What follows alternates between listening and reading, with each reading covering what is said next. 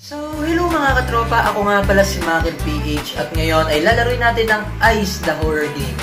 So, sa mga hindi na subscribe, mag-subscribe na kayo at mag-play na tayo ng video. Tara na, laruin na natin. So, kung napapansin nyo, cellphone ang gamit natin. Alam pa po tayo laro sa ating computer, which is, eto, nasa harap ko. And dito muna tayo maglalaro. Dahil pro ako, easy lang muna. So, ano to? Money bags to find 12. So, itong laro na to is parang Slendry na siya. Pero, bag ang hahanapin mo, hindi siya po. Collect and use eye runes to check monster's position and avoid it. So, meron siyang mga mata dito. Tapos, kapag ginamit natin yon, makikita natin kung nasa na position ng isang nung monster, which is Crashway. So, need natin maghanap ng gatong bag, 12. So, ayun, tatlong nanap natin. So, tutorial lang pala to. Yan, parang tutorial lang siya. Check hand-drawn map to navigate the level.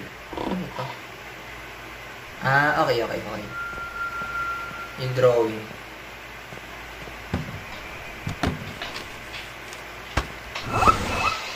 So, lagari.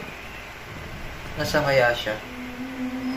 Okay, nandun siya sa baba. Punta na tayo dito sa kabilang room. Ito, may mata pa dito.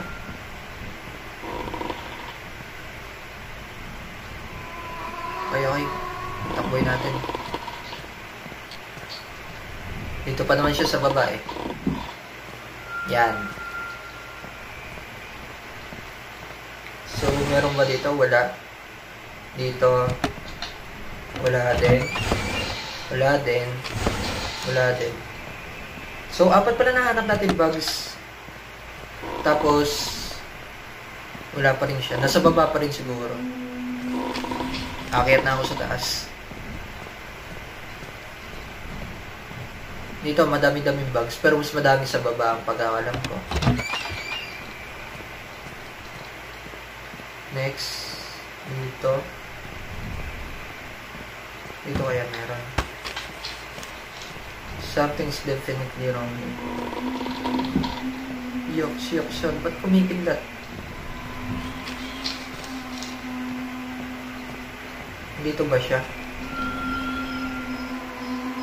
Nandito siya sa taas. Pero dalawa na lang kailangan ng ating hanapin ng bag.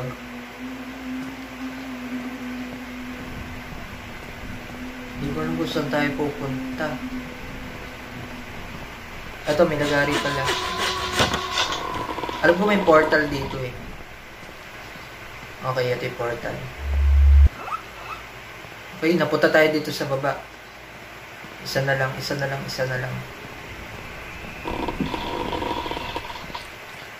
isa? Ito, okay na. Kompleto na. Nasaan siya? Yun siya. Takbuhin na natin. And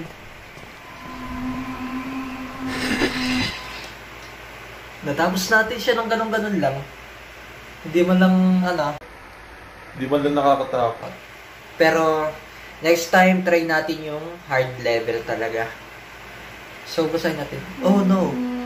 It was here. I'm sure of it. It even looks similar.